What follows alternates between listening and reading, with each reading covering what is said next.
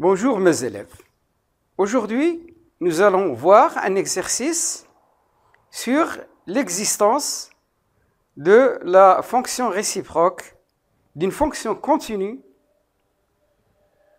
et strictement monotone. Nous avons déjà vu des exercices de ce type. Mais cette fois-ci, celui-ci, il va présenter quelques particularités que nous allons voir par la suite. Alors, notre fonction est comme suit. Soit f, une fonction numérique définie sur l'intervalle ouvert i, pi sur 2, pi, par f de x qui est égal à 1 plus sinus x sur sinus x. La première question montrait que f admet une fonction réciproque f moins 1 définie sur un intervalle j qui est en fait f de i que nous allons déterminer par la suite. Alors, avant de voir l'existence de la fonction réciproque f de moins 1, nous allons essayer de déterminer le domaine de définition de la fonction f. Alors, le domaine de définition de la fonction f, c'est l'ensemble des x qui appartiennent à R, tel que sinus x est différent de 0, parce que sinus x se trouve au dénominateur. Alors, nous allons décortiquer cet ensemble. Alors, x va être différent de kpi plus, de kpi avec k appartenant à z. C'est un entier relatif. Alors, notre domaine de définition, je peux l'écrire ici, c'est R tout entier, à l'exception de kpi, bien sûr, k appartenant à z. Voilà notre domaine de définition. Maintenant, nous allons passer automatiquement à la recherche, à l'existence de la fonction f-1. F à la puissance moins 1. C'est la fonction réciproque. Pour parler de fonction réciproque, il est indispensable que cette fonction doit remplir deux conditions. La première, elle doit être continue sur l'intervalle où elle est définie. Deuxièmement, elle doit être strictement monotone. Qu'est-ce que ça veut dire strictement monotone? Ça veut dire ou bien elle est strictement croissante, ou bien elle est strictement décroissante. Nous allons détailler tout cela. Voilà. Pour ce qui est de la continuité, x, pour cette fonction 1 plus sinus x, est continue sur R.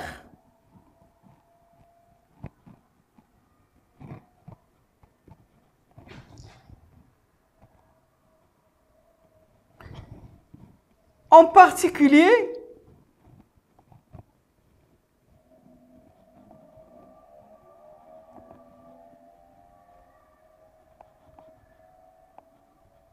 sur l'intervalle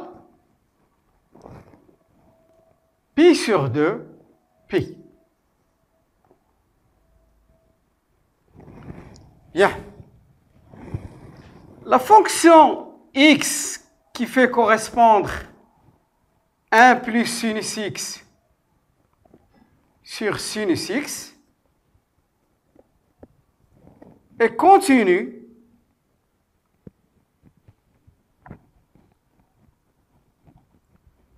sur R à l'exception des kpi, bien sûr, parce que ça rend le dénominateur nul. En particulier,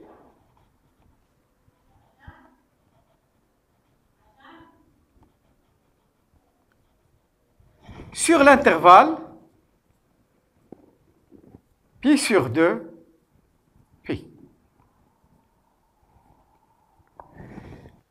Donc, la fonction est continue sur son domaine de définition, en particulier sur pi sur 2 pi.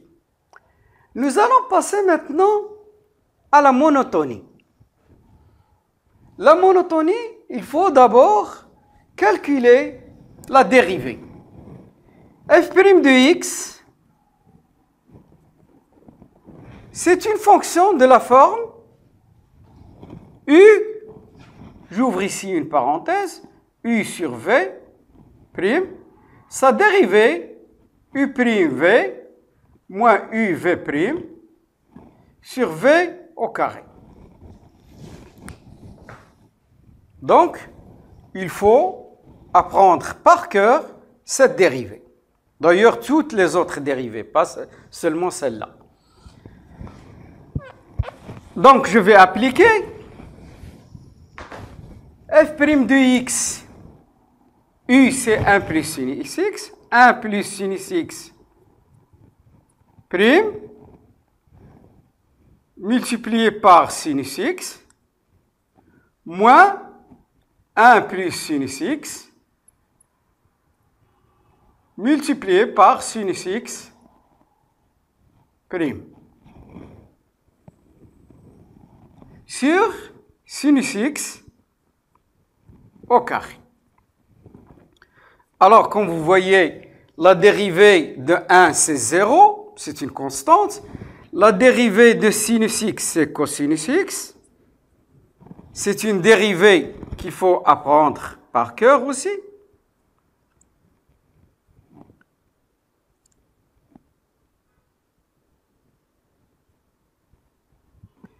La dérivée de sinus x, c'est aussi cos x.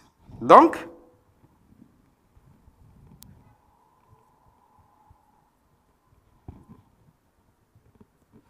alors, je calcule ma dérivée, ça donne cos x sinus x moins cos x sinus x moins cos x sur sinus x au carré. Alors, je continue, ça me donne deux nombres opposés, on va les éliminer. Qu'est-ce qu'il nous reste? Moins cos x sur sinus x au carré. Alors, voilà notre dérivée. Nous allons étudier son signe. Comme vous voyez, nous travaillons sur l'intervalle i, qui est pi sur 2 pi. Sur l'intervalle pi sur 2 pi, la fonction cosinus, ou le nombre cosinus, est négatif. Si je multiplie par moins 1, ce qui est équivalent, à moins cos x, il est positif.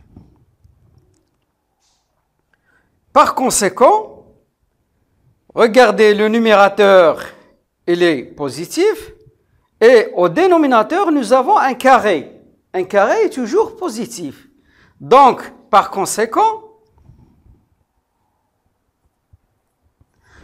moins cosinus x sur sinus x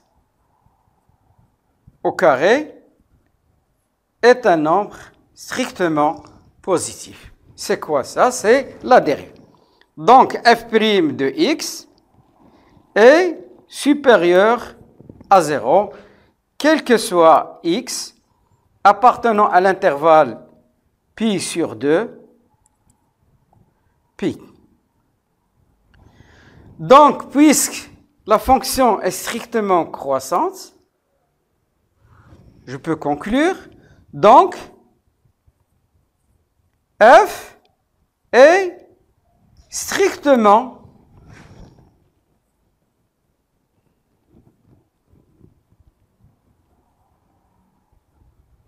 croissante.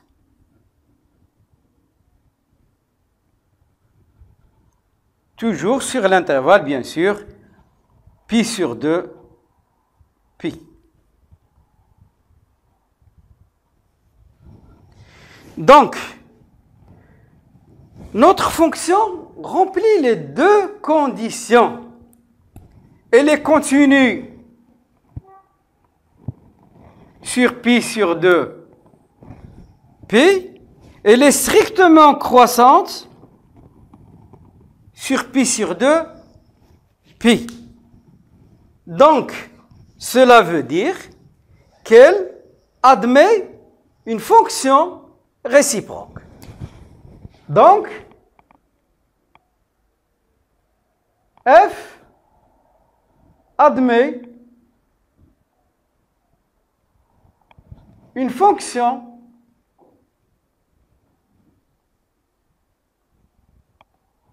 réciproque.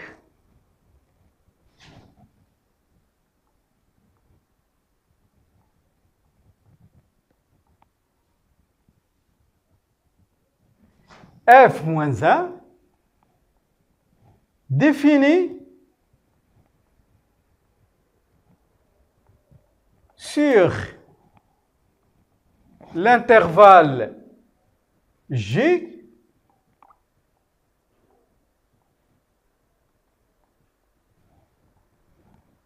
qui est égal à f de i. Bien. Alors, comme vous voyez, nous avons montré que notre fonction admet une fonction réciproque. Il reste maintenant à déterminer J. Alors, l'ensemble J, qui est c'est un intervalle, l'image d'un intervalle est toujours un intervalle, bien sûr, qui est égal à f. L'intervalle, c'est pi sur 2, pi. Donc, dans ce cas-là, il faut être capable de déterminer l'image d'un intervalle par une fonction continue. Étant donné que notre fonction est croissante, l'ordre dans l'intervalle image ne va pas changer, bien sûr. Donc, ça va être f de pi sur 2 pour le premier. Et, étant donné qu'il n'est pas défini au point pi, là, il faut chercher, bien sûr, la limite de f de x quand x tend vers pi moins, c'est-à-dire par valeur inférieure à pi. Alors, on doit calculer f de pi sur 2. Je vais revenir à ma fonction. F de pi sur 2, c'est 1 plus sinus pi sur 2 sur sinus pi sur 2. Sinus pi sur 2, c'est 1. Sinus pi sur 2, c'est 1. 1 plus 1, c'est 2. 2 sur 1 est égal à 2.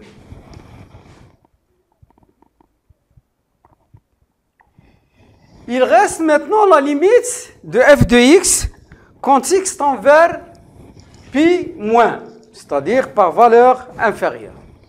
Sinus de pi, f de la limite, sinus de pi, c'est 0. Donc 1 plus 0, que ce soit 0 moins ou 0 plus, c'est toujours 1. Mais au dénominateur, sinus de pi par valeur inférieure. Par valeur inférieure, ça va être un 0 moins. Donc,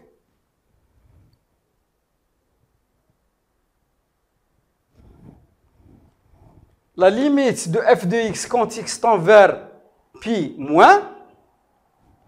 Donc, je vais vous montrer sur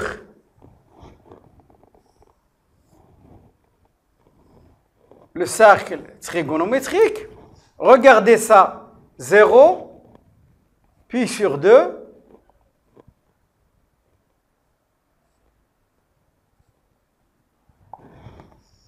pi. C'est-à-dire, si je donne des valeurs pi moins,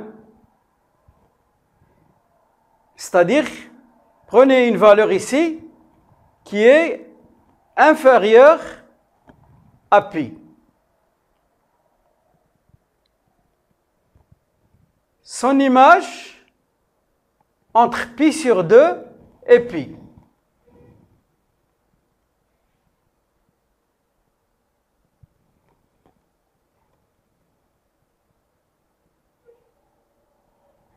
Donc le sinus, bien sûr, il va être positif. Le sinus, il est positif. Par valeur, j'approche de pi, par valeur négative. Je projette, ça c'est l'axe des cosinus, bien sûr, et ça c'est l'axe des sinus. Alors, si j'approche de pi par valeur négative, vous remarquez que sinus x, sinus de pi, c'est 0. Donc, 1 plus 0, c'est 0. Et sinus de pi par valeur négative, si je projette cette valeur sur l'axe des sinus, je trouve qu'il est positif. Donc, ça va nous donner 1 sur 0 plus, et 1 sur 0 plus, ça va nous donner plus l'infini. Bien. Alors, nous avons déterminé l'ensemble J. Passons maintenant à la deuxième question. Qu'est-ce qu'il dit la deuxième question? Montrer que f' de x est égal à f de x moins 1, bien sûr la fonction f de x, celle qui nous a été donnée, multipliée par racine de f de x au carré moins 2f de x. Alors c'est une dérivée. La dérivée, nous avons déjà calculé la dérivée.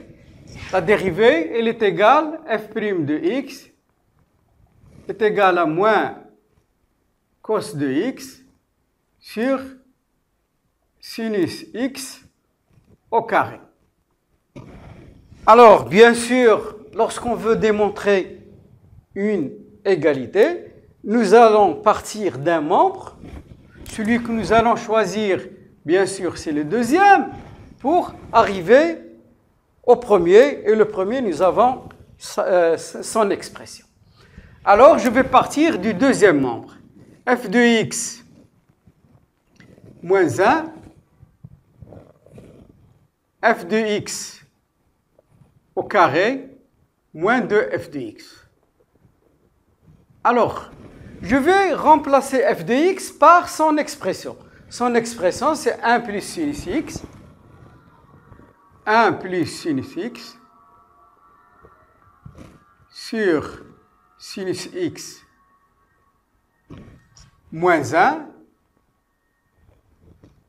racine de 1 plus sinus x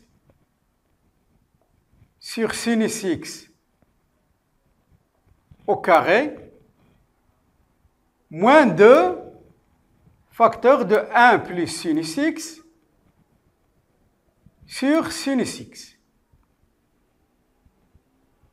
Bien.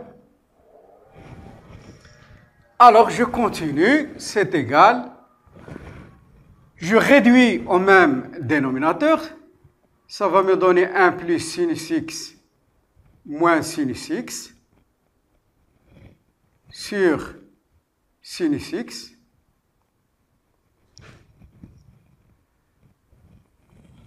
Ça va me donner 1 plus sinus x au carré sur propriété des puissances plus moins 2 sinus x sur sinus x. Bien. Alors, là, vous remarquez, il y a deux nombres opposés. Qu'est-ce qu'il nous reste? Il nous reste 1 sur sinus x. Le deuxième membre, le dénominateur, c'est une identité remarquable. A plus B au carré, c'est A au carré plus 2AB plus B au carré.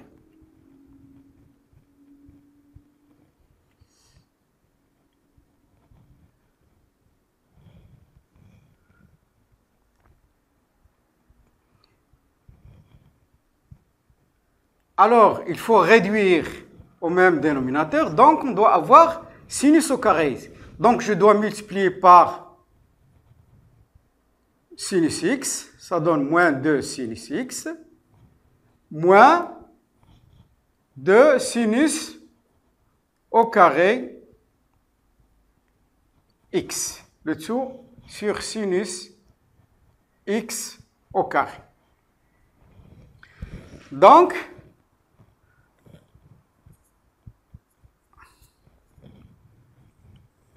alors ça donne 1 plus 2 sinus x.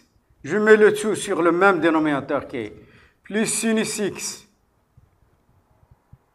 au carré, moins 2 sinus x, moins 2 sinus au carré x, le tout sur sinus x au carré. Vous remarquez, il y a deux nombres opposés. Qu'est-ce qu'il nous reste? Il nous reste 1 sur sinus x. Alors, sinus au carré x moins, ça nous donne 1 moins sinus au carré x sur sinus au carré x, bien sûr. Donc, je continue toujours. 1 sur sinus x. La propriété fondamentale de la trigonométrie cos au carré plus sinus au carré est égale à 1. Donc, 1 moins sinus au carré est égal à cos au carré x sur sinus au carré x. Donc, je continue. Ça me donne 1 sur sinus x. Multiplié par racine de cos carré x sur racine de sinus au carré x. Donc, vous voyez un carré 1 sur sinus x multiplié par la valeur absolue de cos x sur la valeur absolue de sin x. Comme vous voyez, je reviens un peu à mon cercle trigonométrique. Sur l'intervalle pi sur 2, pi, vous voyez que le cosinus, si je prends un angle ici, une valeur, je projette sur l'axe des x, c'est positif parce que, et si je projette sur, c'est négatif. Donc, vous voyez, ça va me donner 1 sur sinus x. Cos x, il est négatif, donc ça va me donner moins cos x. Et sinus x, c'est positif, ça va me donner sinus x. Donc, j'efface ce cercle, je n'en ai plus besoin. Qu'est-ce que ça va me donner? Ça va me donner moins cos x sur sinus au carré x. C'est quoi ça? C'est f' de x. Donc,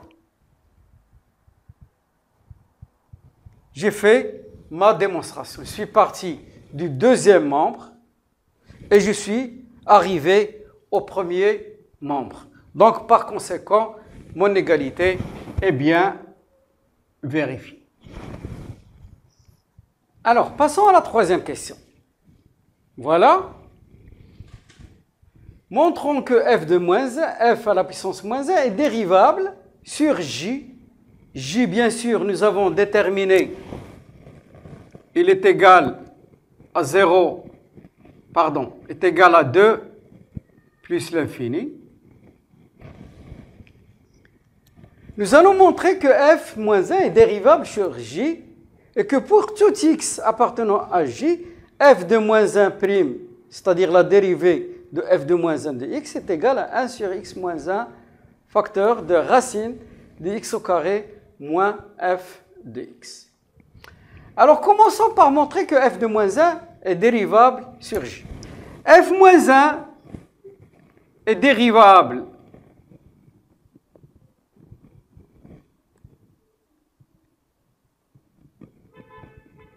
sur j si et seulement si f' de x est différent de 0. Donc, f' de x, bien sûr, comme vous voyez, elle est différente de 0. f' de x, comme vous le voyez, c'est égal à moins cos x sur sinus au carré x. X appartenant à l'intervalle pi sur 2 sur pi, pardon.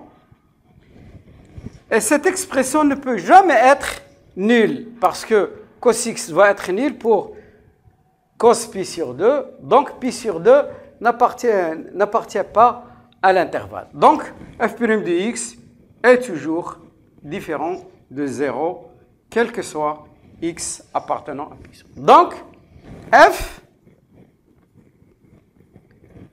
et f moins 1 est dérivable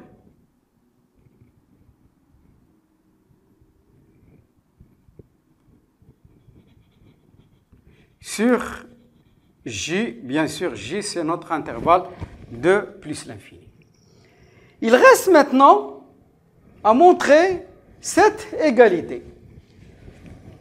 f de moins 1, la dérivée de la fonction réciproque, elle est égale à 1 sur x moins 1 racine de x au carré moins 2x. Alors bien sûr, nous allons partir du premier terme, f de moins 1 prime de x est égal à 1 sur f prime de f de moins 1 de x. C'est une définition, bien sûr, qui vous a été donnée dans le cours et que vous devriez appliquer. Donc, je remplace dans mon égalité. F', je calcule f' de f de moins 1 de x.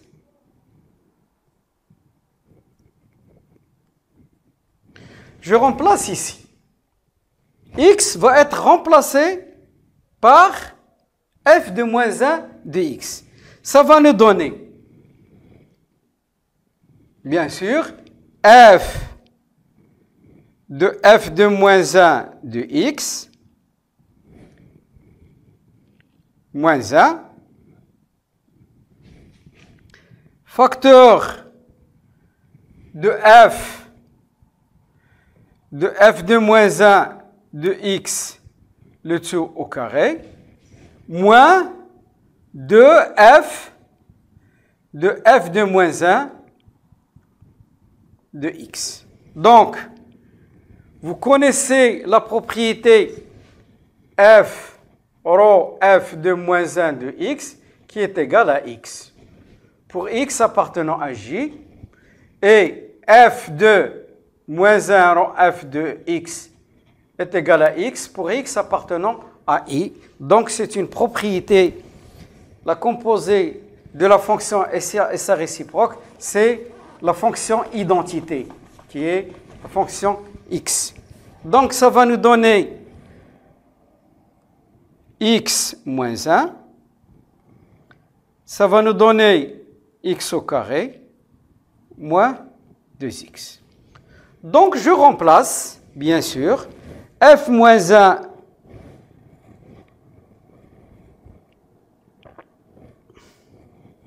prime de x.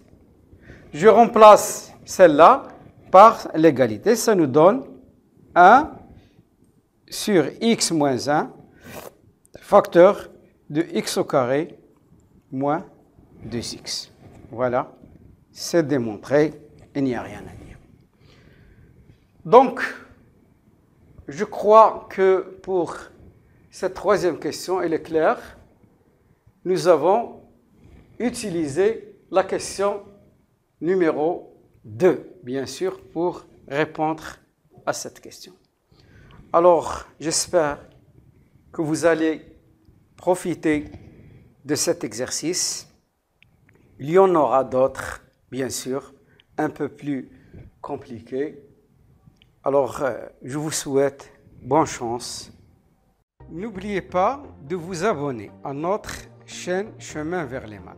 Il suffit d'un clic qui vous permettra de recevoir continuellement le nouveau concernant les maths. Comme je vous invite à parcourir notre page sur le Facebook Chemin vers les maths. Au revoir et merci.